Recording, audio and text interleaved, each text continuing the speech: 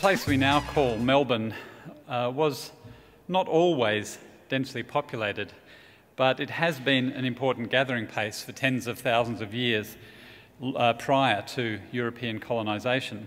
As the historian James Boyce writes in his magnificent History, 1835, on the founding of Melbourne and the conquest of Australia, the point where the river meets the bay, where salt water meets fresh, offered seasonal food supplies capable of feeding large gatherings of people. The different tribes of the Kulin nation would come together on the banks of the Yarra for ceremony and for business, to trade, to settle disputes and to negotiate access to land and resources. So we acknowledge the traditional owners of the land on which we meet, and we pay our respects to elders past and present, in the hope that a sense of the enduring history of this place will inform our own discussions about the future of the city. When I first moved to Melbourne at the end of 1986, the CBD was almost a ghost town after 5 o'clock, except for the traffic that still churned up and down Swanston Street, of course. And the changes in the past decade, past 3 decades, are remarkable. We now have laneway cafes, rooftop bars, street art, all-night convenience stores, international students to work in the all-night convenience stores, and of course to keep our universities going, which are now much more open to the city and part of the city than they used to be. We have green buildings, high-rise apartment towers. We have Federation Square. We have accessible tram stops, fewer cars, more bicycles, more pedestrians, more galleries, more crowded trams, more crowded trains, more Melbourne conversation events, and a sushi bar on every corner. As a local government area, the City of Melbourne is now estimated to have a resident population of about 130,000 people. That's an estimate based on the 2011 census, which was, then it was 100,000. That's the whole local government area, so taking in Parkville and Carlton and so on. But that number is expected to grow to 200,000 over the next 10 years. That's the timeline for Future Melbourne 2026, a process run by the City of Melbourne to engage the community in developing a plan for Melbourne's next decade, and that process of Future Melbourne 2026 is going to get underway soon, so keep an eye out for it. It makes our discussion particularly relevant, as does the fact that the state government, as you might have noticed, has just released its Plan Melbourne Refresh discussion paper, reopening discussions on the strategic for the metropolitan planning strategy for Greater Melbourne to 2050. And in the discussion paper, among other things, it puts the idea of increased residential density in inner and middle ring suburbs rather than endless fringe expansion firmly back on the table. This is, as we anticipate the overall population of the Greater Melbourne metropolitan area to grow from 4.4 million to 7.7 million by mid-century. Of course, since last month as well, we once again have a Prime Minister who believes that cities, urban infrastructure, planning and public transport matter to the social and economic future of the nation. We have a Minister for Cities. And it's not just the number of residents that's grown in Melbourne, of course, but also the number of jobs. The decline of manufacturing and the growth of the so-called knowledge economy has made the CBD the centre of employment growth in the past couple of decades. And again, that trend looks set to continue. 1/3 of the extra 1.7 million jobs that are anticipated in Melbourne by 2050 are expected to be in central Melbourne. We've seen major urban renewal and redevelopment, South Bank, Docklands, and we can expect more. Fisherman's Bend is the single biggest inner-city development project in Australian history. It dwarfs Barangaroo in Sydney. In terms of land area, Fisherman's Bend is 50% bigger than Melbourne's original CBD, the Hoddle Grid. It's roughly the same size as all of Docklands and South Bank combined. And then there's the Arden-Macaulay precinct, the E-Gate site, and the continuing rapid development of apartment buildings in the centre of the city. Despite some misgivings, my personal view is that overall central Melbourne has become a more vibrant, more interesting place to live and work and play since I first arrived here 29 years ago. The question for us this evening is, can it keep getting better? with more growth and increased density? Can Melbourne continue to be a city with a healthy heart? And we have four highly accomplished and highly credentialed and expert panellists to discuss that issue with you. Kate Roffey, the CEO of the Committee for Melbourne; Ivan Motley, Founding Director of ID Consulting, or Informed Decisions; Dr. Andrea Sharam, who is a Research Fellow at the Swinburne Institute for Social Research at Swinburne Uni; and Professor Jago Dodson, Professor of Urban Policy and Director of the Centre for Urban Research at RMIT University. So please make them welcome as I invite them to come and join me on the comfy chairs and we get underway with our conversation. So, Kate, I'm going to start with you, and you're CEO of the Committee for Melbourne, of course. I think you've been in the job about three and a half years now. 4 years, yeah. Yep. The committee itself's been around for 30 years, and it's a member-based organisation. It's supported by major corporations, by a range of not-for-profits, by local governments, including the City of Melbourne, by universities. And the mission is to make Melbourne a better city for all Melburnians. Now, our focus here is on the heart of Melbourne. Take it as given that it is going to become more highly and densely populated place in 10 years' time and beyond. Is it possible for it to also be at the same time a better city for everyone? Look, it's an interesting question, and I'll start with a definition of everyone. We tend to think of, and there is no doubt there's a growing social divide in this city, and Grattan have done some very good work recently on the social divide that's growing. I think usually when the context of everyone becomes a question about those in genuine social need, homeless or people on very, very low income, if any. And what we start to think about now more at the committee is key workers, or people who actually have an income, have a solid job, but cannot afford to actually live in the inner city area. We are one of the most expensive cities in the world in which to live. We usually rank in about the top 5 of expensive cities, and it's incredibly expensive to buy housing or to rent housing in and around the inner city areas. We're also one of those very strange cities that have an enormous landmass in terms of greater metropolitan Melbourne. It's around about 100 kilometres from side to side now, which is huge, but a relatively small population. So as the central hub of Melbourne CBD and the inner city area continues to grow and develop, it becomes more unattainable for a broader base of the population to actually live and enjoy the inner city areas. And I think we need to start to actually think a little bit more about what that means. There are many cities. I lived in New York, in Manhattan, and they're going through a process at the moment now of actually seeing themselves becoming very quickly a gated community, or a community that is only for those who can afford it. And the current mayor over there is very cognizant of the fact that they do not want to become that sort of gated community. They want to remain diverse. They want to have a range of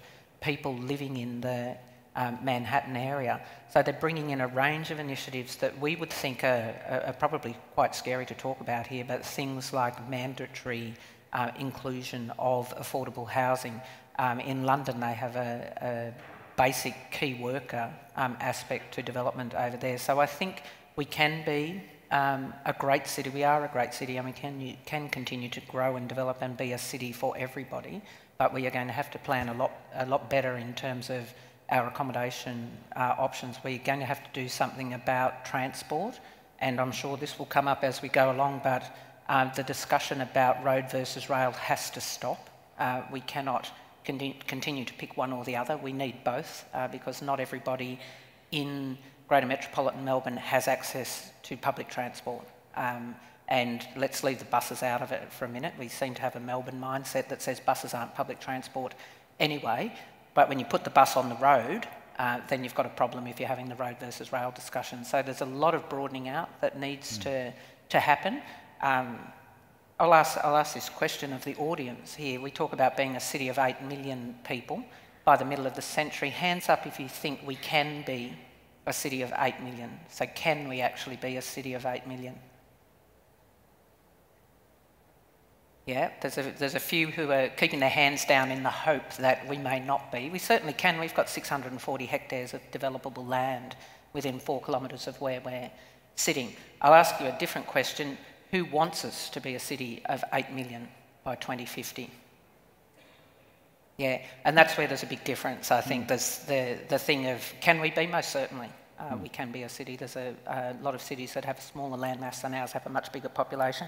Whether we want to be or not is something that we need to get our heads around, because we equate that bigger population with high-rise densification, etc., and it does not mean that. When I worked at the Grattan Institute, I was not allowed to use the word density because it scares the horses, and which it's not. I've already thrown it out there to get us going early on. I'm on your side with that, but so it sounds like from some of the things you said, Kate, we're going to need to be a lot braver, particularly around the idea of interventions in the planning process or the development process, like inclusionary zoning requiring certain amounts of affordability, and I'm sure Andrea will have some more to say about ideas around that shortly too. But Ivan, I'm going to come to you next.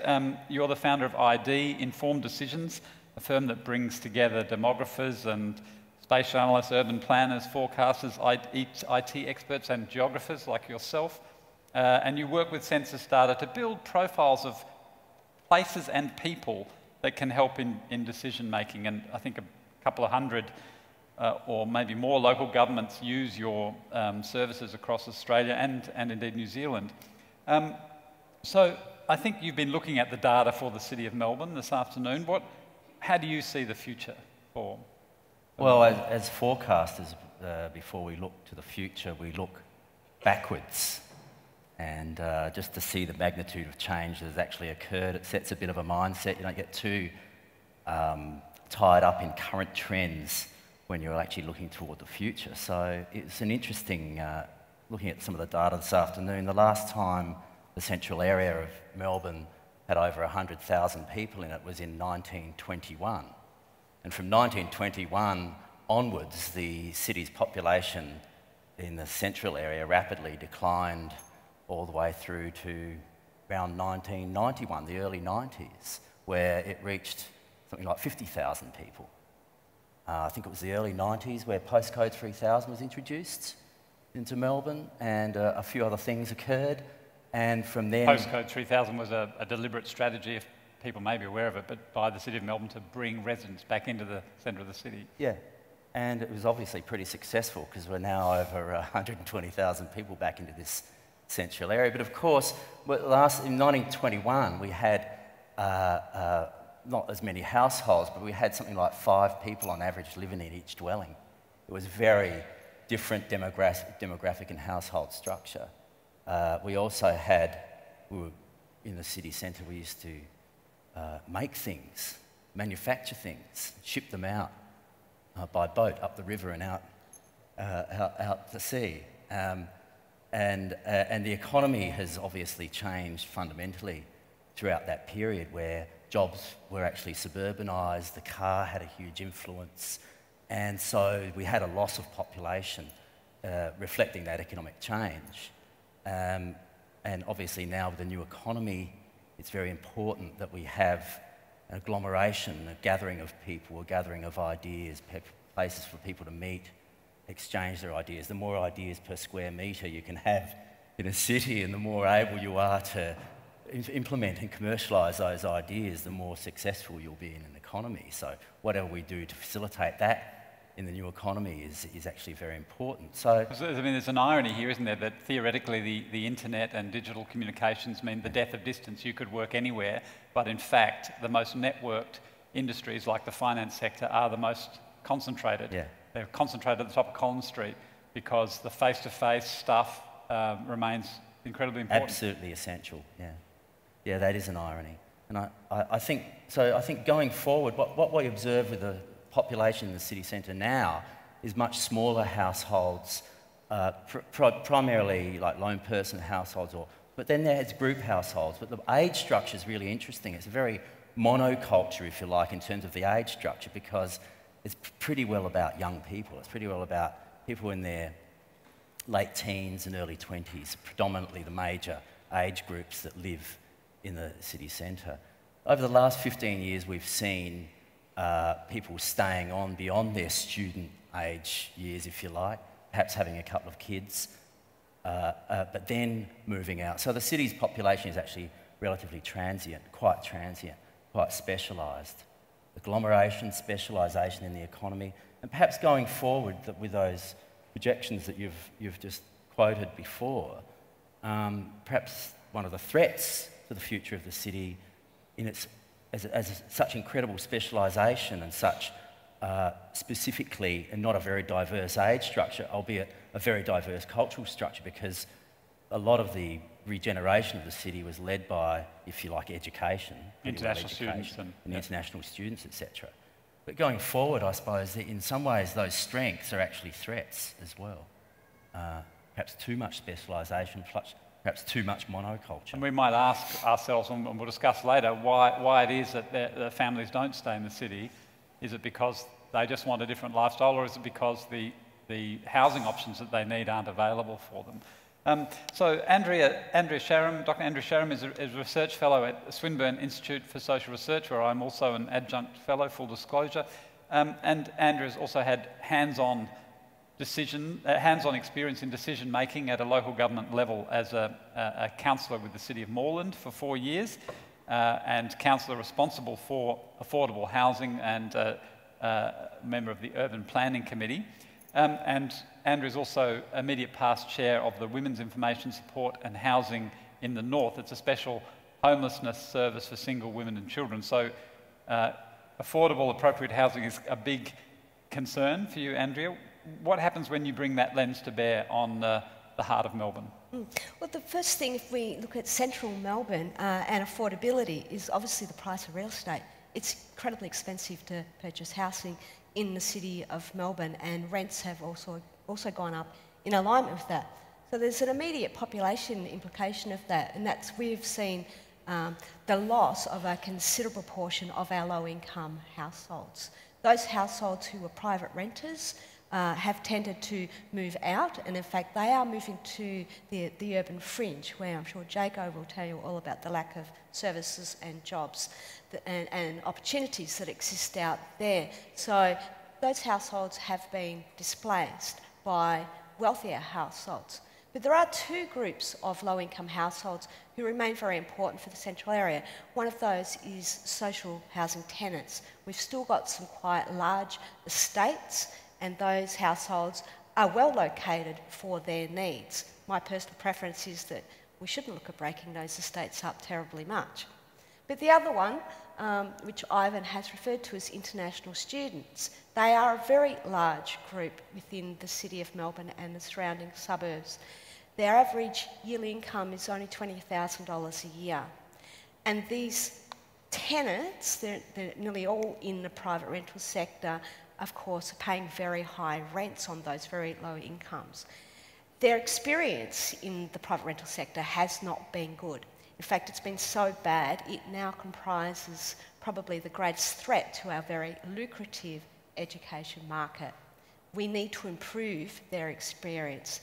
And I can foresee that universities will go into the property development field in the very near future to save that education. And when you say their experience has been bad, I mean, you're pointing to things there like massive overcrowding, like students sharing, you know, two-bedroom apartments having 8 people in them, those sorts of things, which is not... Yeah, the sheer cost of that, then the need to live in rooming houses, whether they're in docklands or not.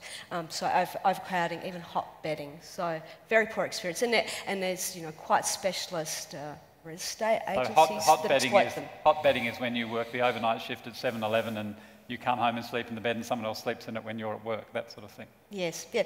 But interesting, if you know, take a step back around the housing market itself and the issues of affordability, there's a couple what I call policy myths there. One of those is if only we could get the cost of the provision of housing down, the price of housing would go down. I don't believe that's the case. And the other one is if we could only just get more supply in, that would also, by the forces of market, you know, the invisible hand of the market, that would also lower the price. I think these are two myths that we need to unpack. Yeah, well, we'll come back to those myths, because it strikes me that there's so many apartments being built into Melbourne, the price of them should be coming down. That's the standard laws of conventional economic supply and demand, and the prices aren't. So we'll come back to that, that question in a while. Jago Dodson, a Professor of Urban Policy and Director of the Centre for Urban Research at RMIT University for about the past 18 months, I think, Jago.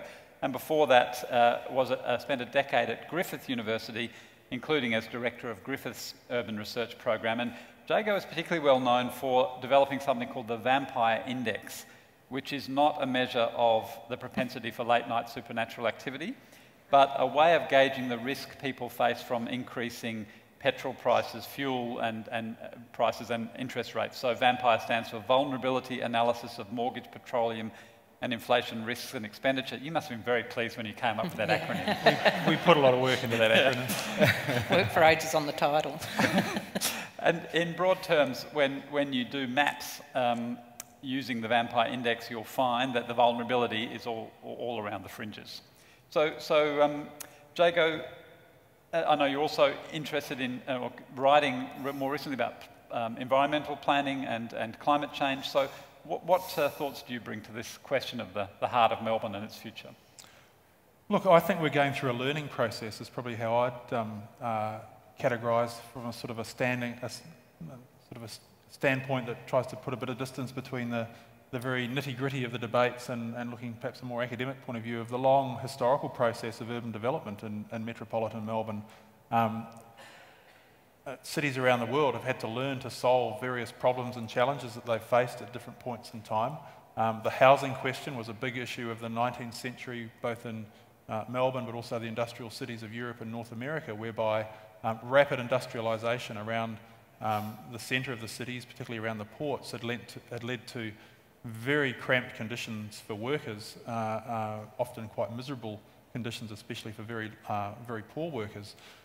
We then learned to solve those kind of housing problems through suburbanisation, and Melbourne initially suburbanised through its rail network, and then more systematically after the Second World War through the expansion of the motorway network, or the development of the motorway network, and through sort of Commonwealth-led housing policy, which produced rapid suburbanisation and a shift in the home ownership rate from around 50% of households in the period after the Second World War to around 70% by 1970.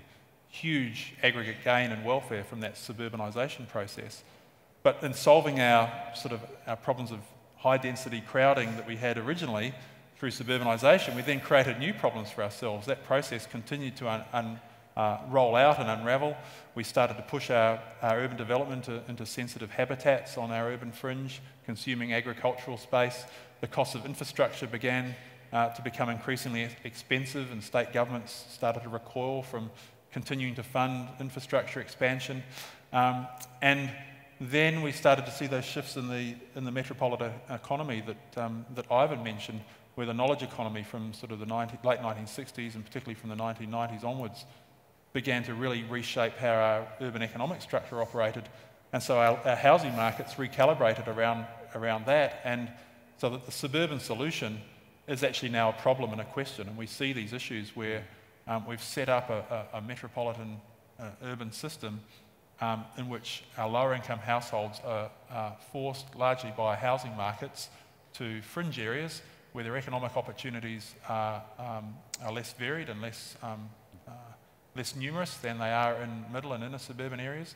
Their housing is relatively cheaper, but they face issues of access to obviously employment and public services like education, health, and the transport system is very car dependent. So we have high social vulnerability combined with high levels of car dependence, and it's become a new challenge, a new problem that suburbia has to, or that our cities as a whole have to deal with.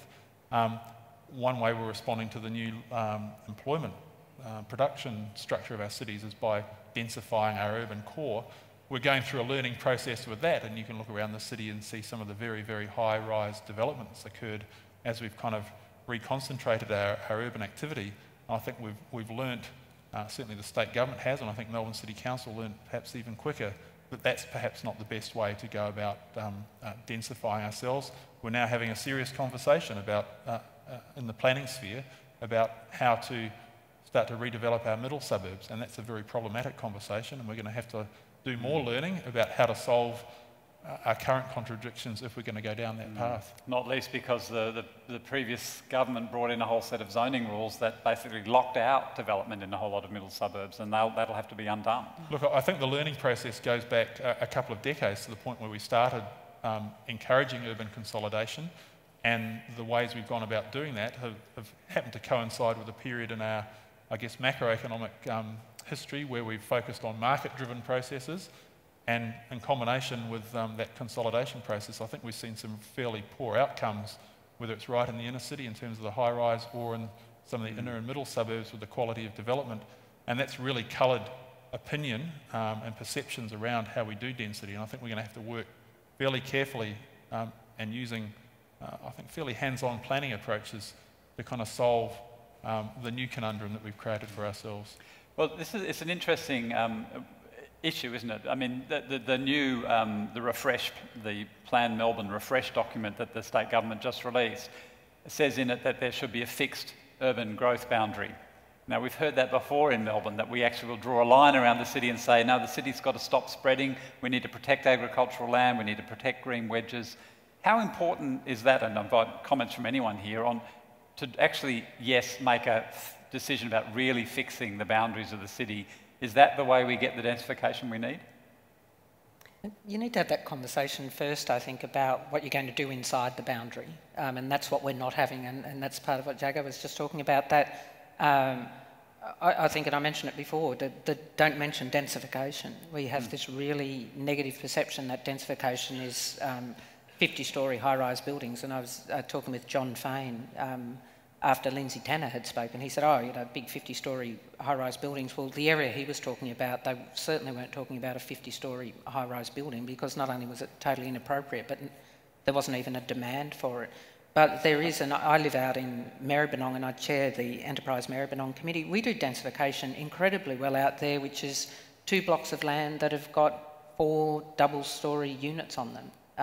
So it can be done. It's just it's changing this concept of what it means to densify. You mentioned New York before. If you look at most of New York, it's not actually very high-rise. I mean, there is the high-rise around Manhattan, but a lot of the or Barcelona or any number of other cities, densification doesn't have to be high-rise. No.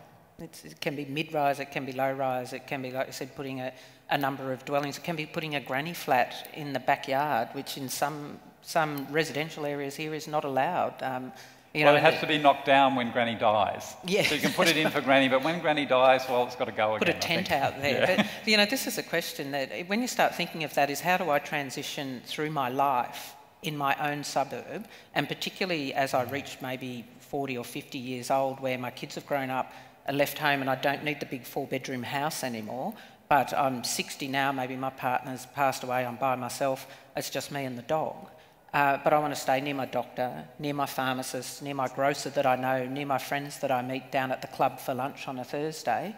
I go to downsize, and the nearest small downsized dwelling is the other side of the city in Fisherman's Bend or Docklands. And that's when we change the conversation to start thinking about my life in my local community, that's where we'll start to get change, as opposed to I've got to move to Tarneet or to Doreen or Dallas or Gracelands, which are all these new suburbs popping up, because that's the only place I can afford to transition my lifestyle. I think it's a changing conversation. Then you can lock down the urban growth boundary and start to infill. Oh, just 2 things. Actually, just in the post-2011 period, we've actually had boundaries or no boundaries. We've actually had more dwellings approved in the existing urban area than we have in on the fringe. So something's happening.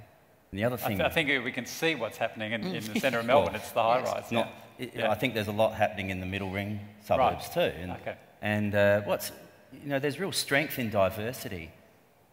The concerns about density, you could use other language perhaps and talk diversity. Another D. Design, perhaps design is a missing link here, is excellent design would help resolve a lot of those problems of density.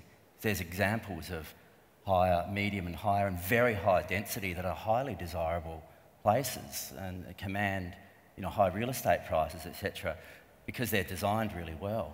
So I just think that if you do take a look at the neighbourhood level and start to think about social networks and where people, if you look at migration patterns across the Melbourne or any Australian city, in fact, you'll see They are, in the main, outwards and sectoral.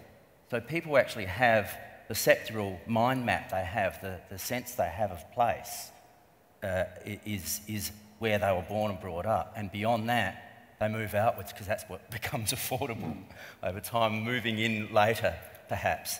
So I think within places, it's important to sort of understand their role and function, how they're likely to change in future, because what we all forget, we keep sitting our current neighbourhood as an end state, and actually neighbourhoods. Our cities have always been evolving. We build them and then they evolve. And sometimes I look at some of the new estates in the outer suburbs and they're designed like an end state, and certainly the layout of the lots is not going to enable them to evolve. No, it's very, in fact, when I was at the Grattan Institute, we did some work on this, that once you've got that subdivision layout in an outer suburban area, it's very hard to change then the housing mix again, because it's designed around exactly that. Unless you have grid pattern. Yeah, but it's even more than, it's actually more than that. I mean, the density is happening on residential house blocks. You can't actually do much on one of those. I mean, I think probably most people here would agree that what's going up in there, the back street in Bentley, is pretty awful, but that's because it's very constrained by the size of the sites and the lots about what kind of design you could have. I mean, I think we should be looking at how can we redesign the layout, the streetscapes, by re-aggregating some of those lots so we can intensify without spreading out over the entire block, because that's one of the problems everyone complains about. The irony is if we went to 2 stories or 3 stories, we wouldn't have to take the whole block. We could have apartments that have outlooks onto canopies of trees. It could be very lovely. The challenge here, Andrew, isn't it, is that these are all privately held individual house blocks, and it's very hard to aggregate them into larger, I mean, if it's a corner site, it's easier, but it's very hard to aggregate those individual house blocks into a site that might enable you to have a bigger development that is really well designed, it has some open space within it and all that sort of thing. So how do we get around that problem? Well, the state government, I mean, I don't think planning is the solution to housing affordability, but it certainly has a role. And in terms of what we call the greyfield suburbs, meaning those suburbs that are kind of got to the end of their life and they're now moving through a recycling of the housing, that they're being knocked down and rebuilt because the houses are 50, 60, 70 and even older. Where the planning scheme has to encourage some intensification for that. But at the same time, of course, we have to have the other end of that, which is we have to discourage some intensification closer into the city because we've got too much development in some parts and too little in others. Can I just raise the question of the growth boundary which you brought up? I think a growth boundary is important, in part because it protects our agricultural land and our green open space, and I think we've done a pretty poor job over the last 30 or 40 years in protecting our green open space and our Melbourne, land. some of these are very rich agricultural lands that supply quite a lot of our fresh fruit and vegetables. Absolutely, and I think we're still learning that the kind of continuing expansion of the city is problematic, yet there are some important dynamics taking place in the way that we do fringe area development that are making the whole process quite contradictory in some regards, and the traditional purpose for going out to the fringe of the city was there was relatively cheap land. One of the reasons for that is because it was very inaccessible to employment and services. We've had a steepening of metropolitan housing markets, which has meant 2 things. First, we've seen a reduction in size of the lots that are offered for sale or subdivisions on the urban fringe.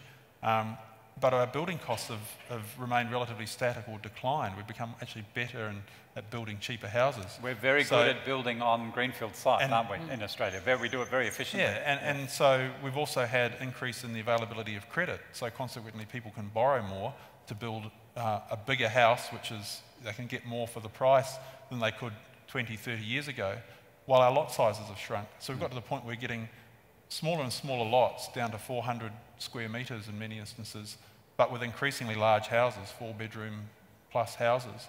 And so that model is actually becoming problematic because we're approaching a kind of medium density in some instances level actual housing and population density, but we're still fixated on this kind of single detached dwelling kind of suburban dream that no longer exists. And people will then also be building, because you need the 2-car garage as well, building to the edge of the perimeter of the block, so the amount of green space that we associate with suburbia is diminished. So the kind of traditional ideal of the quarter-acre block, which never really existed, even when we thought it did.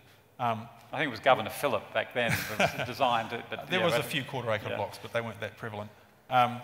We still have that ideal in mind, and we're imagining we're building that kind of development on the fringe when we build housing, but in reality, when you look at it, it's nothing like that at all.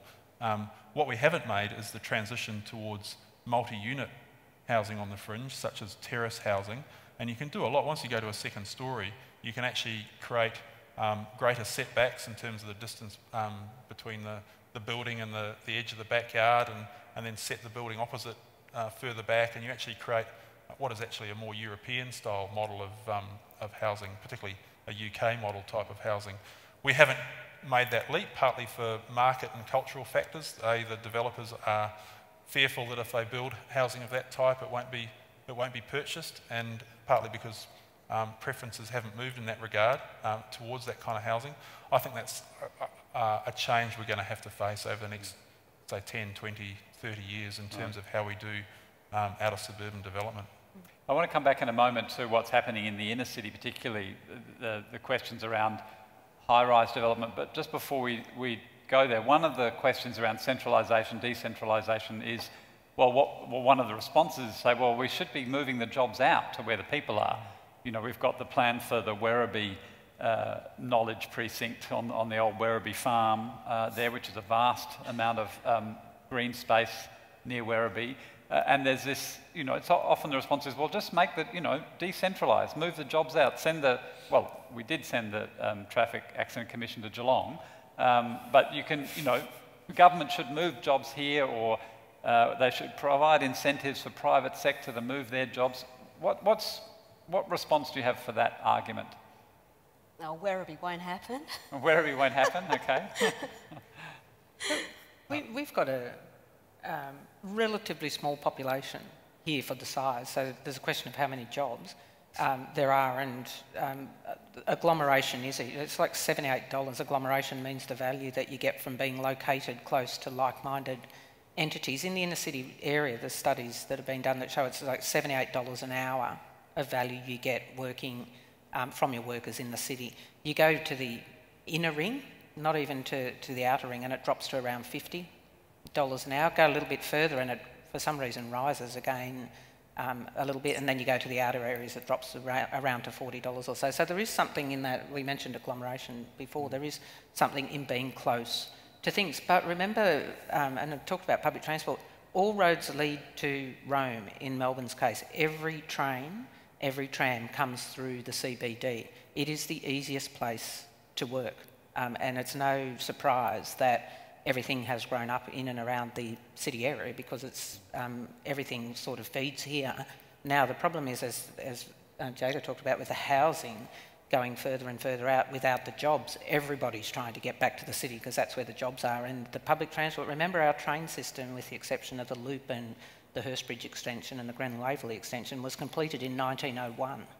So the city has sprawled enormously since then, but the public transport has not kept expanding and growing to keep pace with that. So it's creating this weird situation that we have where it's easiest for everything to be located in the city. And you can they took Australia Post to Dandenong and they brought it back because they took it down there, but the workers didn't go.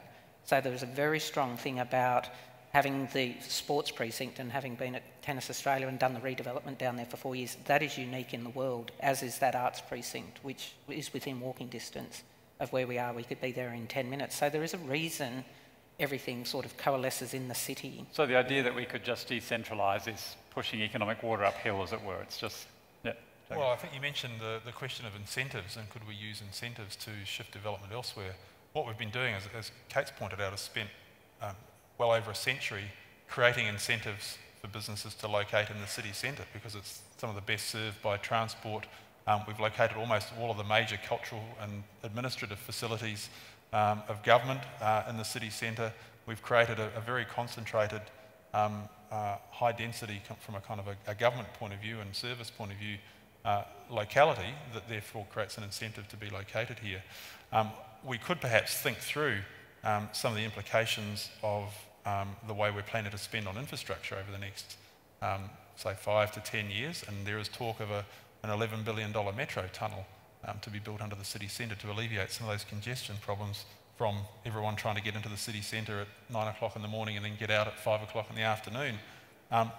Could we take, for example, $11 billion in incentives and think about restructuring how we locate employment throughout the city? I think there'd be a few businesses that would take an incentive to go and move elsewhere. They might run back, as you've mentioned, with Australia Post once the incentive expires. Or are there ways that we could think about restructuring the metropolitan rail system to, rather than build a tunnel under the CBD, which will continue to concentrate activity, start to build, say, orbital connections between some of the existing rail lines? Now, that's very difficult and probably even more expensive, but I think that kind of thinking is going to be needed. Otherwise, we're going to end up spending more and more money on our rail and road capacity to bring increasing numbers of people in to the city centre at 9 o'clock in the morning and to take them out again in the afternoon, when the opposite rail line or the opposite lanes on the road are going to be almost empty. And I think that's just an inefficient use of infrastructure. So we did, of course, once have an orbital rail line in the 90s, an inner one and an outer one, and mostly built, the outer one anyway, for land speculation. As much of Melbourne's rail network was, as people like Sir Thomas Bent, the former Premier and one-time railway minister, who opened up a train line to Brighton where he happened to own land, and it served us well. But Andrea, I want to come to you and the idea of the supply and demand of apartments in the inner city. So we've seen an apartment boom, we see these high rises, and that should mean that the price of apartments is coming down, and that's doesn't appear to be happening. So what's going on here with the apartment boom in the inner city? Well, apartments the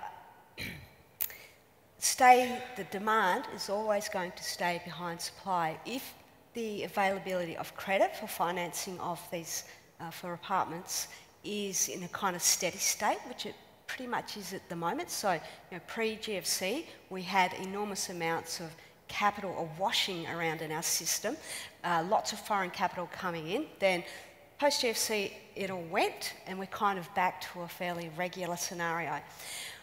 The people who finance apartment buildings do not want oversupply. No one, developers don't want oversupply, because then they'll be left with a distressed inventory. They won't be able to sell them all, and they won't be able to get the price they want. So what a developer and the financiers do, they look at the market and they keep forecasting, and if they see that there's a strong likelihood of a glut emerging, the finance dollars just stay in the bank. The developer is then told, not now.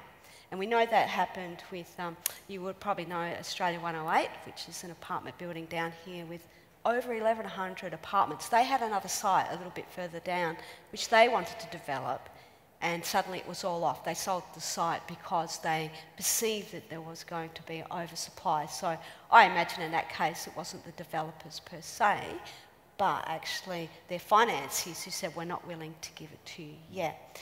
So it's only in times of irrational exuberance where money is really sloshing around the system and it becomes much more speculative that you'll suddenly get this extra supply coming on and enormous amounts of risk being taken. And I think we are very much in danger of that actually occurring, because we now have the crowdfunding laws are going to change soon. Our Prime Minister is a great fan of crowdfunding. So they want to change the financial regulation around that. That's going to allow crowdfunding of real estate. And there's already millions of dollars going into setting up these internet platforms to gather in mums and dads' money to spend into big developments. They don't need to go to the banks for money when they do that. They'll have your money and they'll 100% equity finance these developments. And I know there's a couple that have already happened.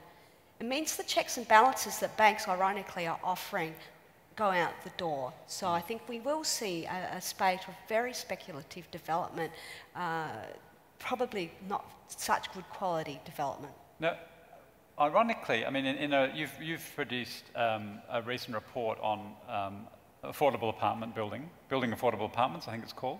Is that the right title? Making Apartments Affordable. Making Apartments Affordable. Google it, you can find it online. And one of the suggestions you make, you and your fellow researchers, is that actually what we need to do is introduce things like height controls, density controls on sites, so that you limit the amount that can be built and the amount of apartments that can be built on any one site. Now, this is counterintuitive, because the developer would say, no, I need free rein. The more I can build, the cheaper they'll be. And you're saying, no, we're going to restrict you, and then they'll get cheaper. How does that work? Yes, well, for the last 15 years or so, in central Melbourne, we actually haven't had any proper height controls or density controls. They do exist in Sydney, for example, but they haven't here. So what that has meant is a developer can look at a site and go, yes, I think I can get this much dwellings on there, the yield of dwellings onto that site, but, you know... So the one you mentioned was 1,100 or something? Yeah, 1,100 apartments or 1,100 apartments on at one Australia site, 108. Yeah. But they could go up to the minister and ask for more. And the argument always was, well, if we have more, then the cost per unit will come down.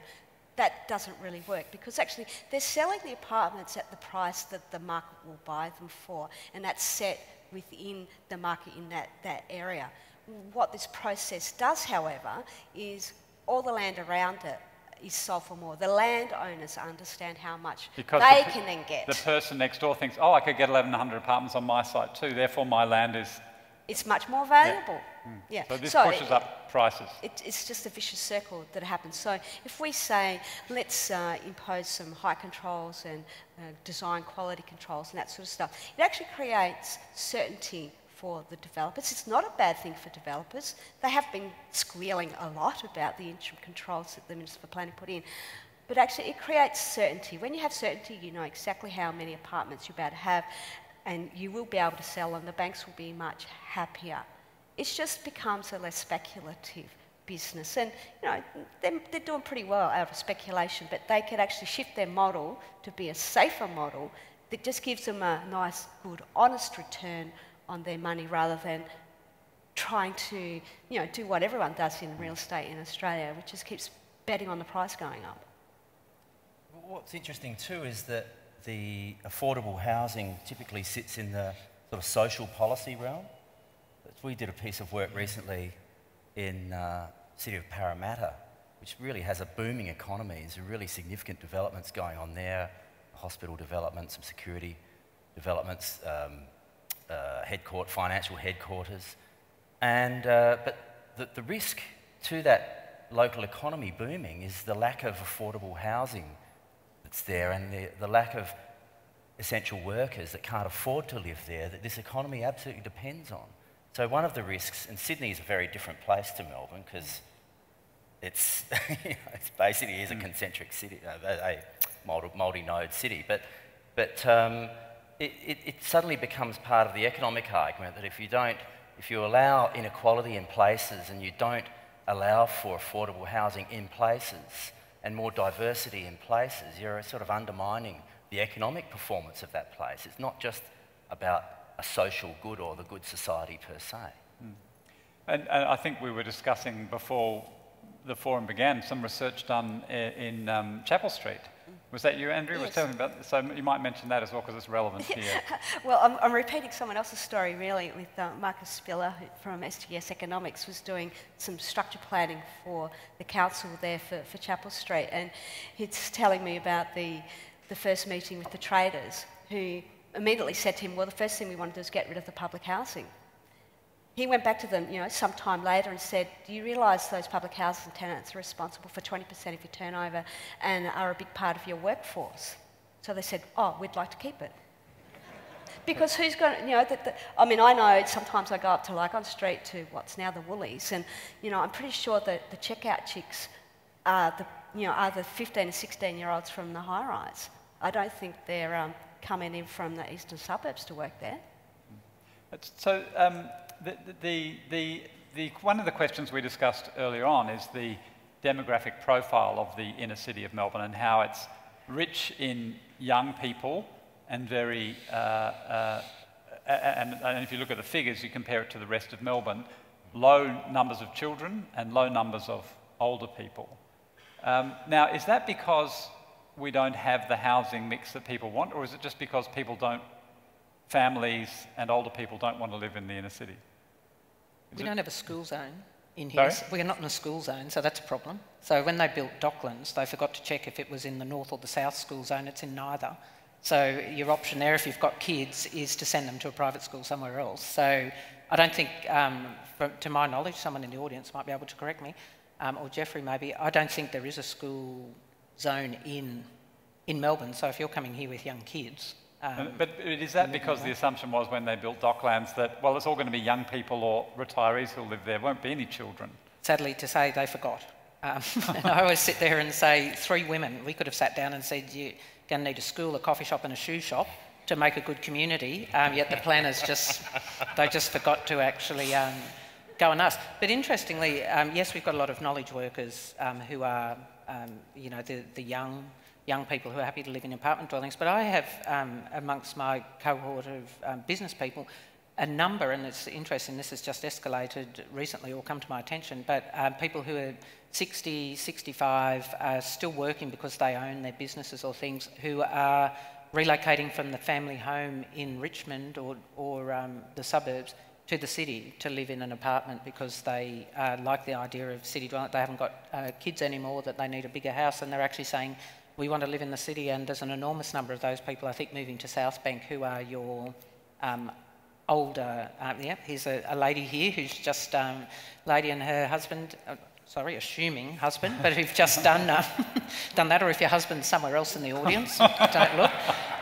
But assuming that, you know, that there's a lot of people who are doing that. When it comes to apartments, there's the luxury end of the market, which you do get good quality and you pay for it, and that tends to be the river views, the sea views and the park views. And I'm sure there are a lot of business people who are moving in because it would be, some of those flats are pretty amazing.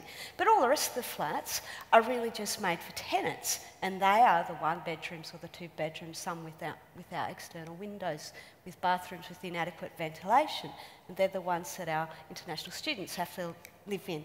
What's missing in the market are the kinds of apartments that the moderate to middle income people who would like to be owner-occupiers, who do want to come in to be close to all the knowledge and all the jobs and services and things, but they really can't get in because there is currently no model of provision for apartments that allows them to do that. They have actually very little choice in the market, and it is a significant level of demand. And you know, I've been talking to real estate agents and things recently, and they say we keep telling the developers to do these smaller boutique apartment buildings. No, don't go for 400 or 1100. People actually want this one over here. They want a community within that apartment building.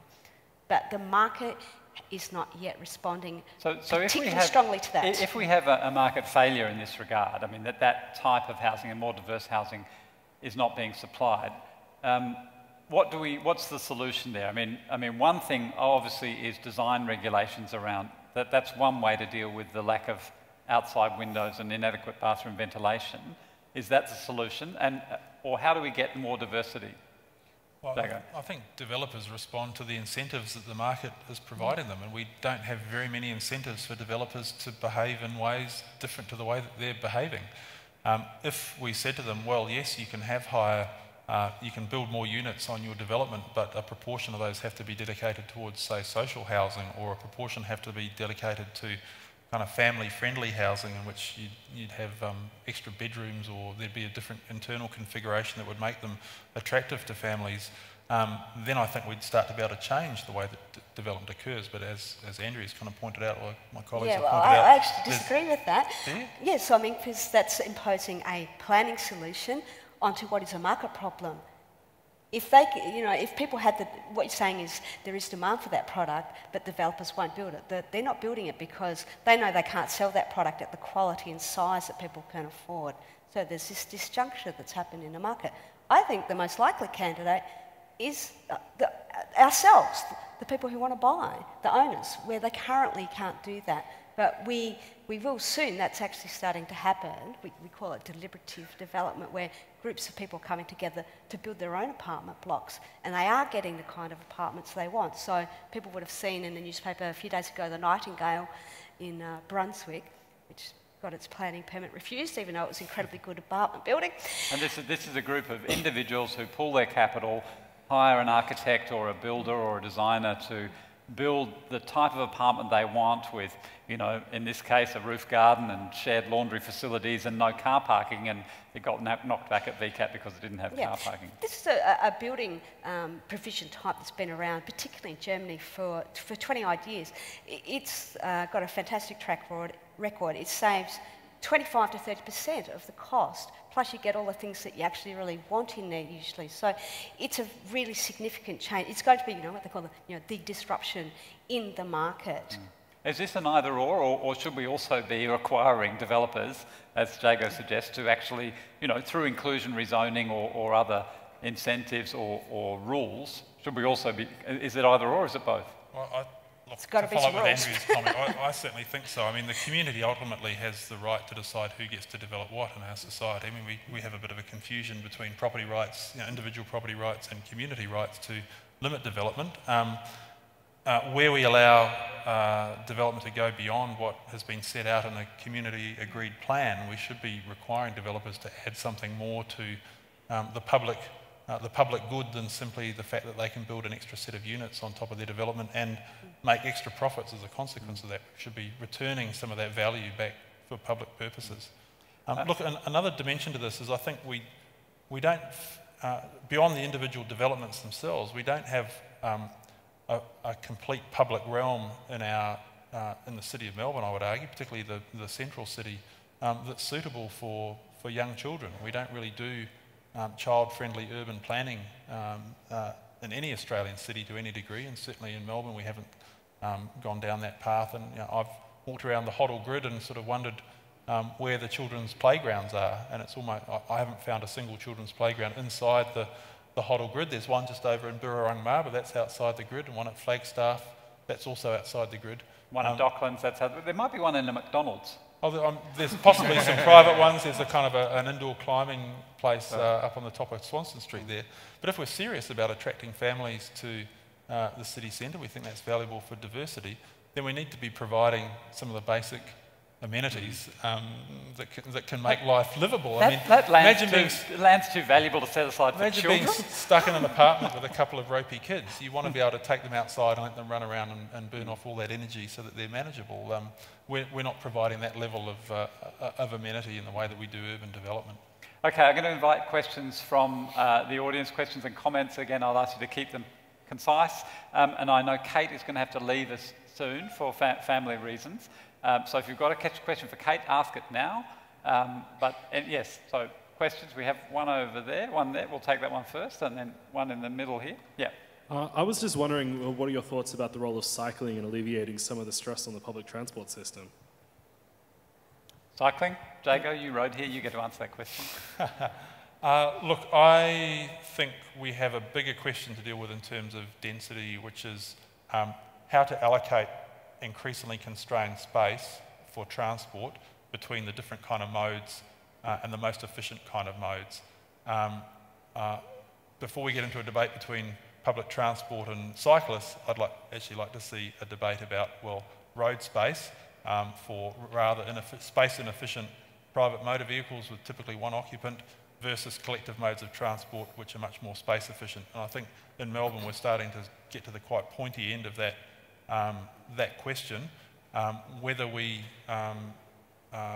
go down to a debate about public transport versus cycling. I think we can have that debate, and I think we need to find ways, probably more design interventions that can make sure that we can have public transport vehicles travelling at a speed that makes it an attractive mode of travel versus the needs to have cyclists who are safe and are not going to be harmed by the movements of those vehicles. I'm not sure we've quite got that right. I kind of came down Swanston Street and sort of pondered that question to myself on my bike this evening. But I think the bigger issue is how we allocate the aggregate level of space. I think one really neglected area in the city of Melbourne is pedestrians. I think it's a bit sad pedestrians are kind of constrained to a relatively narrow piece of pavement on the side of the street, when you've actually got most of the time quite large areas in the middle of the street that's either used by cars or public transport vehicles. So, I mean, that's the big debate about how we allocate road spaces, I think. And this is actually, we did a Melbourne Conversations with Vic Roads here a few months ago, and you can find that online. But Vic Roads is grappling with exactly this question of how do you allocate road space, because they can see what's going to happen if we don't allocate it to more efficient vehicles. That means buses. I mean, we constantly talk about the Westgate and how overloaded it is. It doesn't have a dedicated bus lane. Why not? Why don't we dedicate a bus lane on the Westgate? Because a bus can bring, you know, so many more people. Anyway, that's my little rant. Look, I'd raise another issue to do with transport we haven't really talked about, and a colleague of mine, Liz Taylor, is really doing some interesting work on this at the moment, is car parking requirements. We still have, Melbourne City Council is shifting towards maximum car parking requirements, but many municipalities have minimum car parking requirements. In the Nightingale case, they tried to abolish car parking within that proposed development, and VCAT knocked them back and said no, they had to have a minimum level of car parking. They didn't believe it could go car-free. The big issue with, well, two issues with car parking. A, it attracts cars, and so there's that road space allocation issue. But secondly, it requires space to store the cars, i.e. car parking, and that detracts from the space we're able to allocate to housing. So it's a housing affordability issue as well. And most developments don't separate the purchase of the house from the purchase of the car parking space sort of in the basement, in the apartment block, and consequently we're potentially making our housing more costly than it should be if we separated those. And I mean, in terms, a car park is roughly the amount of space you need for an office worker in the city. So space that's used for a car park is not being used for potentially a more productive purpose. Yeah. We'll take the question, in the middle there. Yeah. My question was actually about Nightingale and the parking lot, so you've actually pretty much just answered it there. I was just going to ask about your opinions on BGAT's decision to shoot them down based on that. To knock back the Nightingale? Yeah, I mean... look, I think it's a very poor decision. Yeah, take that off. I think when you've got developments where there's all of the residents who are going to occupy that development said they don't want to own a car park, I think it doesn't make sense to knock back that kind of development. My understanding, I don't know the details of the case, is that it partly arose because a developer who was nearby and had been required to put in car parking appealed against the proposed development. It was the neighbouring development that appealed, because they thought it was unfair on them. Now, again, this is a kind of a learning process. This is the first time we're really seriously starting to see car-free development being proposed in Melbourne, and I think that's a bit of a sad case, the Nightingale one, but I think we're going to go through probably a few cases like that before we work out a model that's going to work in terms of meeting various expectations and needs. Yeah. Okay, up the back here, I think. Yeah. You mentioned VCAT. Is the Andrews government doing anything about that? Are they going to review how they make the decisions? Nightingale seems like a pretty poor decision. Is that going to stop there and they're going to be good decisions from now on? Well, perhaps you could get the Minister to answer that question. I don't think we're qualified to answer that, but I mean, we do have a separation of powers problem as well, perhaps. Okay, yeah. Thank you. Look, in my opinion, the overriding goal for the city's leaders and planners is to make Melbourne a better place and make it more livable. So my question to the panel is, where's the evidence that the livability will be improved by squeezing more people into Melbourne? If you don't have the evidence, because there's certainly more evidence to the contrary, shouldn't our leaders be not accommodating the population growth, but discouraging it? Okay. Who wants to answer this question? Well, I think the population growth of Australia is very much linked to the performance of our national economy. And so what's driving our population growth primarily is immigration, migration to Australia, skilled migrants that we require to help feed our economy. In fact, Australia's economy is structured fundamentally around growth and population growth. So to stop the population growth is a pretty radical proposal.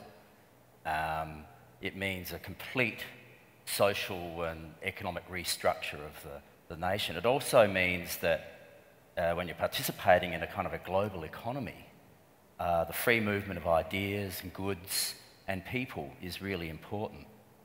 Australia in fact competes for skilled migrants with the US, Europe. It's part of our, I suppose the essence of our nation, and so I think a city like Melbourne is actually essentially, I suppose, quite vulnerable to global change because it is completely connected, hooked into the performance of the global economy, if you like. So the idea of kind of thinking how we stop growth and linking that assumption of growth to a decrease in quality of life is, I don't really understand the logic of that. And Andrew or Jago, do you want to? Look, I think it's very difficult to, other than shutting off the borders, to prevent population growth. And Melbourne is currently attracting a relatively high share of international migrants that come to Australia, and we're growing at about 100,000 people a year at the moment. Now, given the federal government controls the borders, if they were to shut off the borders in some way, we'd start to see some of the economic consequences of that pretty quickly that Ivan's identified in terms of the matching of our economic needs to the skills that we need to drive our economy. If we're thinking just about metropolitan Melbourne, I can't really see of too many policy mechanisms that aren't extraordinarily authoritarian to limit people arriving in Melbourne. So I think it's a kind of a reality that we need to confront. What the challenge for us, though, is to make sure that every additional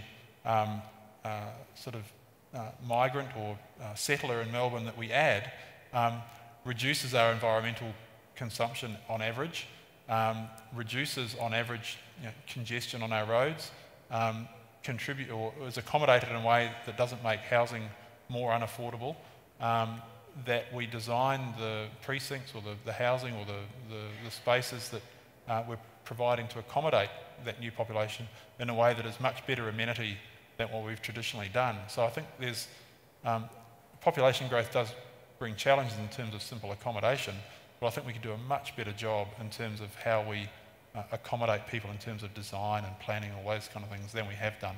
I think that's going to be the big challenge. If we're going to grow to 8 million population in Melbourne over the next 20 or 30 years, we need to seriously get much better about the way we accommodate people.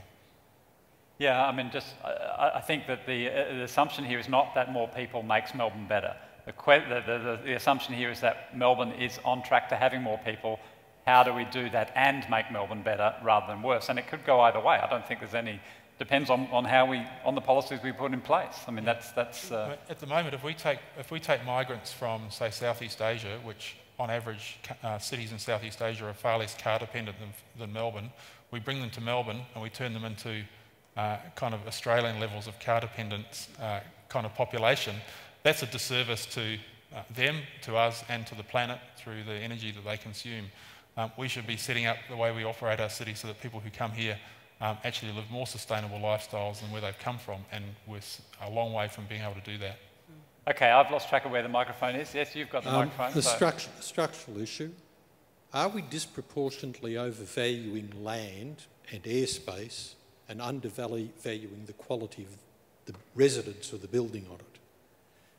And is that one of the things, therefore its driving develops to monetise by overvaluing land as opposed to better quality buildings? Okay, so do we overvalue land and is that an undervalued quality of building and as a result? Andrea? Well, the value of land is a reflection of people's desire to have it, isn't it? I mean, we have a land market. But it's also a reflection of tax policy. I mean, we could have a whole tax system that's geared to me investing lots of my wealth into my family home because it's an untaxed asset. I can hand it on to my kids.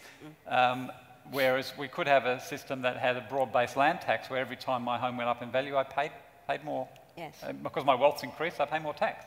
Yes. Yeah.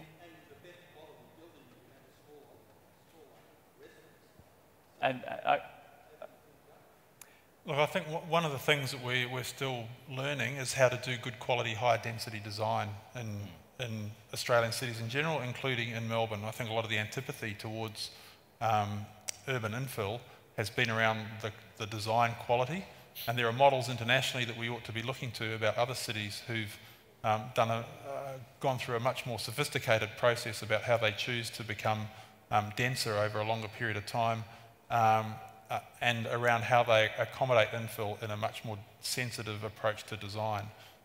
We've got a long way to go there. It's partly because of the arrangements we have where we largely allow private developers to be the ultimate designers of the developments that they choose to put forward. We probably need more community input into the design of urban infill and design systems whereby the community gets a say in the quality of design, and that will, I think, that could lead to better design outcomes overall. In fact, the Grattan Institute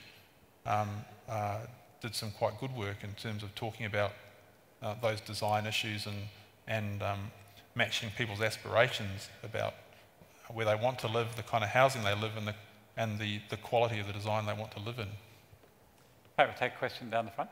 I've just been interested in private-public partnerships. Is there sort of room for the state government to get involved in development and actually supplying finance? Because I know an issue a lot of developers tend to say is that there are issues that they can't get finance to do inclusionary zoning, to make appropriate housing for families and things like that. Yeah, or they can only get finance for things that have been proved to work in the past and not for anything innovative. No, they actually have a point. Inclusionary zoning at one level is a tax on inputs. So what it will do is it does change the project viability. So in a lot of cases they are probably right. I tend to think, well, if they're making a lot of money, why don't we tax them at the end when we know how much money they've got? In a development process, you don't actually even know what your profit is until the last apartment is settled. You've spent all your money before that. It's risky. When they say it's risky, it really is risky. But the major problem with that, going back to sort of the economics of development, is looking for they need pre-sales. That's a risk mitigation measure on the part of the financiers. Going out looking for your pre-sales is looking for needles in a haystack.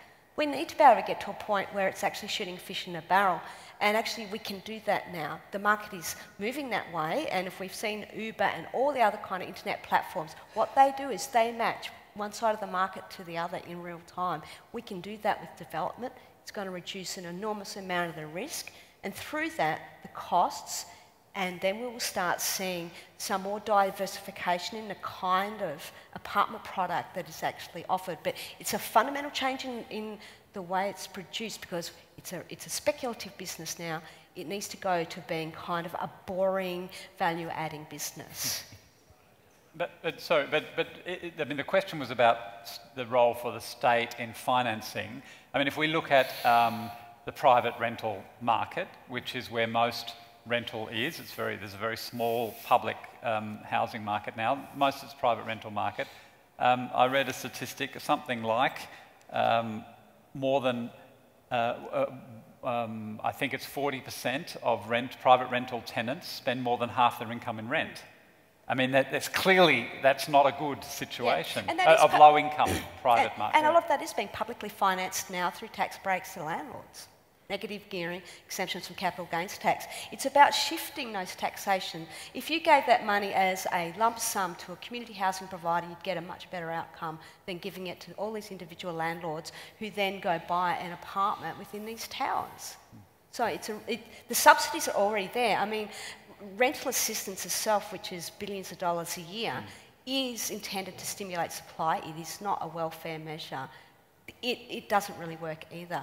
Just putting money in the pocket of landlords. It just inflates the rental costs. So we could put all of that taxation money, foregone tax revenues, into community housing. That would be a fantastic outcome. And that's the state provision of housing is the most cost-effective way of getting the housing.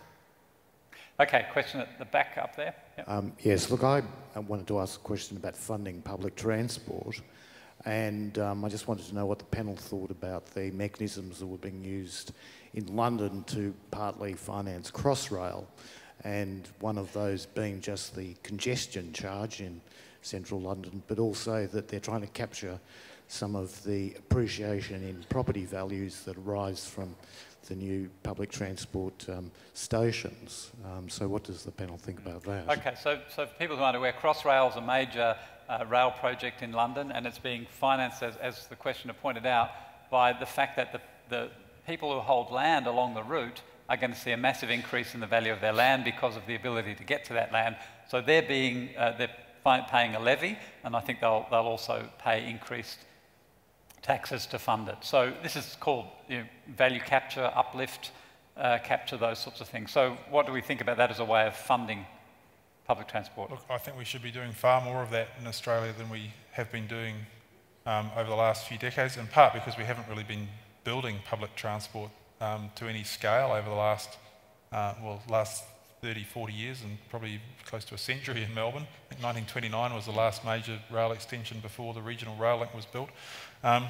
Where there's public investment going into transport infrastructure and property owners are gaining from that investment in terms of the uplift in their property values, we should be capturing as much of that gain as possible for public purposes and recycling into the infrastructure pool. Otherwise it's just dissipation of public wealth into the private sector with no real justification, I think. The city loop was partly funded by a local levy.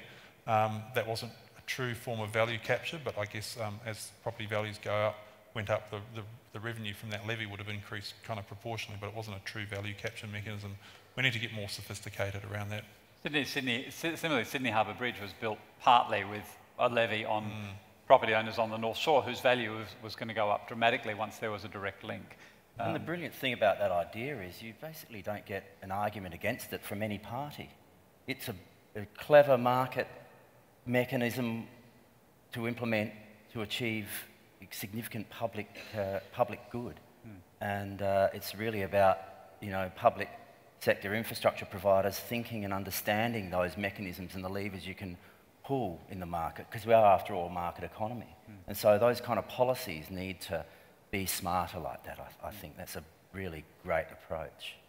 I think there are other forms of value in our urban system that we ought to be capturing as well. I think the massive boom in house prices we've seen over the last 20 years, relatively little of that has been captured back into the public purse, and a lot of it's centred around the centre of our city, where we've seen all the investment of public infrastructure over 100 years or so that has helped add to that value.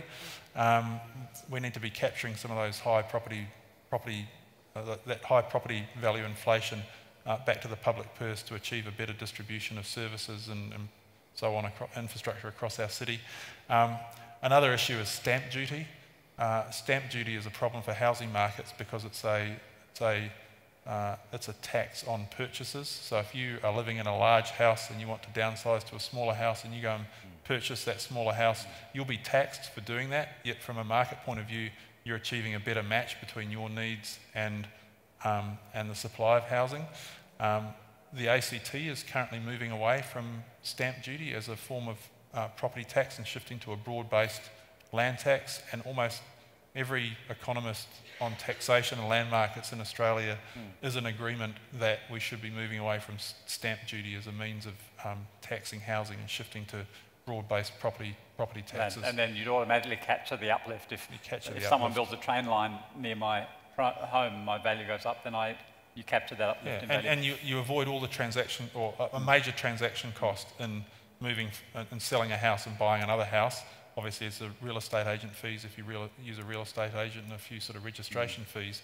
But stamp duty is a large proportion of the cost of moving home ownership in our cities, and we ought to be getting rid of it or changing the form of taxation to some other kind of taxation. I guess the other place we could capture value is when we rezone a large former industrial area for residential and the land values triple or whatever happened in Fisherman's Bend. We might capture a bit of that value as well. It might be sensible policy. Yeah, absolutely. Question here. Actually, I had another question, but that raised another thought in my mind. The current operator of our train system, of course, is Hong Kong government, MTR.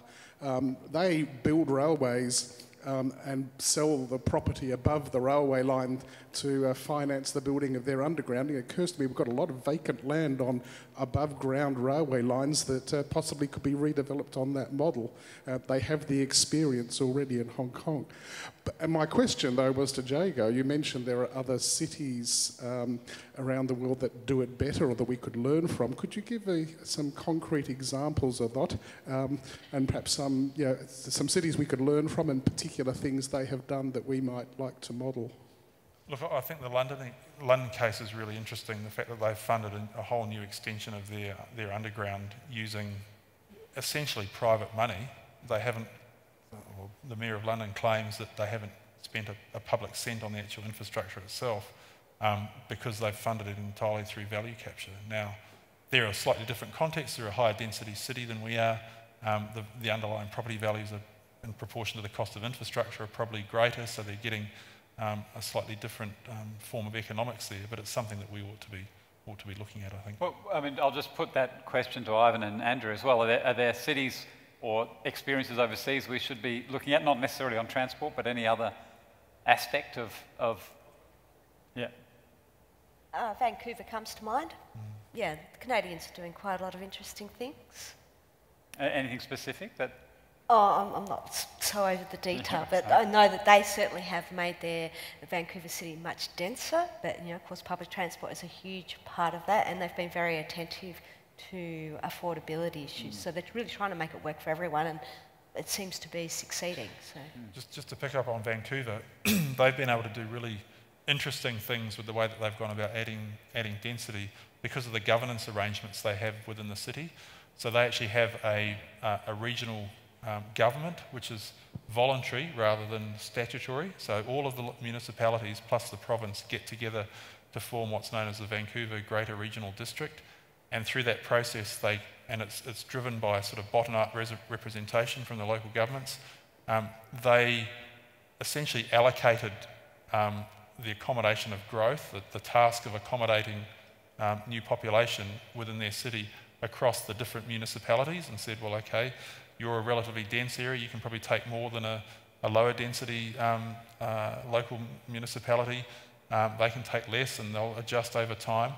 And what it did was that they came to a fair degree of consensus about who was taking the so-called pain from new development and reduce the propensity of local governments to try and fight it off and kind of build a wall around themselves to block out all infill development. They kind of shared it round. And that's been quite successful. And those that sort of had to agree to take more than they were comfortable with then also went through a process of doing much better design consideration around development to try and do it in a very non-intrusive way. And they sort of talk about invisible density in Vancouver now, that they've densified, but they've done it in a way that you don't notice. It's not as intrusive as the kind of stuff we've done in Melbourne. Okay, question up the back. Yep.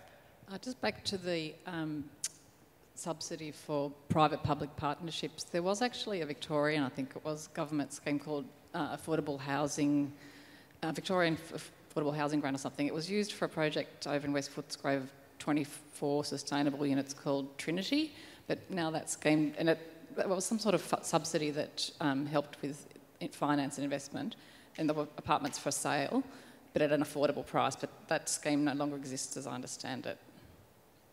Okay, thanks. I don't know if any comment or... Look, I'll just comment. One of the problems with that kind of model where you sell it into the market, unless you've got some covenant or some requirement on the title that it has to be sold at a level lower than the market rate, as soon as you've sold it into the market, you've lost that affordability. So that's one of the challenges with those kind of schemes, is to maintain the affordable housing outside of the market, but still give it the flexibility of market housing in terms of either the owners or the tenants' use of it, so that you're retaining that implicit subsidy for the public interest rather than losing it into the market and some private interest gaining, private owner gaining from that initial affordability subsidy.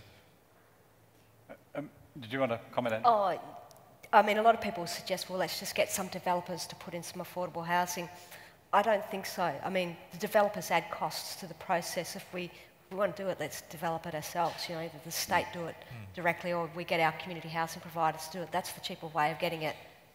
What about the National Rental Affordability Scheme, which was under the Rudd and Gillard governments, which provided a subsidy for providing affordable rental, and it had to be a certain percentage below the market rent or the prevailing rent or whatever, and that was for 10 years. It had to be held at that level for 10 years. Is that a helpful model? I mean, 10 years is actually not very long in my view, but... The advantage that it's had over negative gearing and some of those other measures is that it was targeted at new housing, and it did bring on quite a lot of new supply. The discount off market was only 20% for the tenants, so not a lot. So in fact, they didn't get a lot of low income people into them. They got more of the, you know, professionals, you know, nurses and firemen, the people we always like to call key workers. Key workers, yeah. Who are, you know, actually have a reasonable amount of choice in the market. It did some good. I don't think it's actually the solution. I mean, I guess it, in theory, takes pressure off the lower end of the market or something like that. But and there's going to be a big shock when the 10 years is up yeah. and that stock goes into the market. Look, one model that in Australia I think is quite good and hasn't really been replicated is the Brisbane Housing Company, which was a partnership between Brisbane City Council, which is a very large council that covers most of the Brisbane metropolitan area, unlike Melbourne City Council. So Brisbane City Council and the state government of Queensland got together and funded essentially a non-profit housing development company, which, because it's non-profit, it can get a tax sort of reduction of about 25%, which means it can develop what would be conventional market housing, but it can rent it out at about 25% less than the market price because its tax bill is effectively zero. And they've been producing very high quality housing, sometimes targeted to particular client groups like homeless people or people with mental illness and that sort of thing, or disability, but often to the kind of key worker groups or low income people in general in Brisbane. And over the last decade or so, they've built up a stock of, I think, around 2,000 dwellings that are now part of their company, and they're continuing to develop. That's a really interesting model that I think, you know, somewhere like Melbourne could learn from. Well, coming from Adelaide, I can't help but speak up for the South Australian Housing Trust over the years. And the genius thing that they were doing is, again, not treating housing as a kind of from a social policy point of view, but they saw it very much as part of the economic development of the state. So it was a key way of providing affordable housing for workers to work, to attract actually multinationals to the state, to develop that state. The brilliant thing about the Housing Trust too over time is how they adapted as the economy changed. There was a decline in manufacturing. They became, while they were in a sense a welfare housing organisation, they did some of the most innovative housing projects in Australia sort of at the time. I'm not following what's happening more recently, but it's just the point being is that there are ideas where government can set up trusts like that to operate with a view to not just to, you know, because community is actually, you know, the objectives of the economic development are around our community, and so when you link the two and the thinking between those two things, you see housing is part of the social and economic development of places. And you see infrastructure at the same thing. Get rid of that mentality of infrastructure, transport infrastructure resolving congestion, rather treat transport infrastructure as something that will encourage an outcome, a desired future that we want to see. And these are the levers that we can pull as a community through our elected representatives and getting some of these ideas up to those decision makers. Okay, we're going to take one last question up the back. I'm sorry, we're not going to have time for more. Yeah, go ahead. I know you've been waiting a long time. I'm trying to think how to word this. Melbourne City Council has actually been invited back to the discussion table after so many years being left out in the wilderness by the previous government.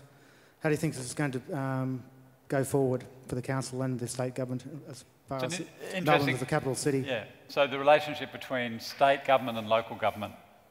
Ivan, I think you've got some thoughts on this. I think the CBD, it's very important that the fact is that the central Melbourne is actually a national asset in a way. The way it functions and how it performs is not only important to this state, it's important to the nation. So it makes a lot of sense. It's a dialogue between the governance of the major city centres and not only the state but the actual federal government as well, which is a good thing while we have a minister for cities now, I suppose. And I think the Lord Mayors of major cities have an alliance which they use to lobby directly with federal government. But contrary to many Australians, I'm a huge fan of local government. Local government really get things done. It's probably the most diverse organisation you can imagine. Name a more diverse organisation to run than one that provides that range of services. Plus you have to be, you have your elected members. When you're a council officer out that door, you've got your community out that door. You've really got to get stuff done.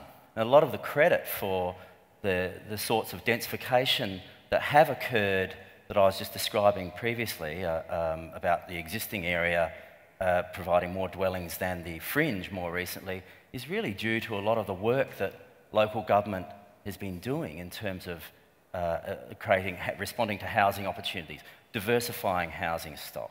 The local government pretty well has the local community at heart, regardless of what some of you may have experienced or you think. And I just think they're incredibly effective in this country of governance organisations of providing all the services that we happily consume. So. Andrew Sharam is a former councillor with the City of Moreland. That was a pat on the back for you. Final comment from you? Well, I'm so glad to hear these sentiments because actually when we want to talk about cities, the expertise and knowledge about cities is actually sitting in local government. It doesn't actually sit in state government, and that's one of the problems. It goes directly to your question. The state government just goes, oh, Clown Hall. Yeah, there is an element of that. But actually, when it comes to urbanism, local government is where it's at, and it knows what it's doing and really should be getting a lot more pats on the back and actually being enabled to a much greater extent. And Jago, one of the concerns though is that we have lots of local governments. We don't have an overarching metropolitan body for Melbourne in the way that, say, we do for Brisbane. Is that a problem in your view? Look, I think the fact that we don't have local level representation in the decision making about the overall direction of our metropolitan region is a big problem, and I think some of the strength of local government that's been identified by Andrew and Ivan needs to be brought up more systematically into that decision making process. I think we could do with a more, we could do with establishing a systematic and coherent governance entity between the state and local government, probably combining the two, to better plan and manage our city overall. I think that's a real gap in a nation like Australia where 65% of our population live in the 5 major cities, that we don't have a tier of government that sits between local government, which is strong in some instances. Another tier of government. But we've got to remember that local government is strong in some instances, like the capital city local governments, like Melbourne City Council, probably one of the strongest in the country. But there are some local governments that are very weak and lack the capacity to really manage urban development in particular, because they just don't have the revenue base or the internal council capacity. We need to kind of generalise between or across local governments and between the state government with some sort of metropolitan governance authority that can draw on the strengths and also make up for the weaknesses of them. Okay. We do. I knew someone would say we said that. We said this. We used to have the Melbourne Metropolitan Board of Works. Yeah, we do have the Metropolitan Planning Authority now, but we're about to see the Victorian Planning Authority established. We're not quite sure what the powers of that will be, but that will have some of that responsibility, but probably not quite the way I'm thinking of it. Okay, look, I'd like to thank Federation Square for providing the venue for this discussion, and of course thanks to the Melbourne Conversations team for organising it. I hope you've enjoyed this evening's event. If you're new to Melbourne Conversations and you want to be invited to future events, then please leave your email address on the sheet at the door and you'll get an email alerting you to the next event, which is in fact in mid-November, 19th of November at Melbourne Town Hall in the lead up to the Paris Climate Convention on Paris ambitions and Melbourne actions. And finally, and most importantly, please join me in thanking our speakers, Jago Dodson, Andrew Sharam, Ivan Motley, and in absentia, Kate Roffey.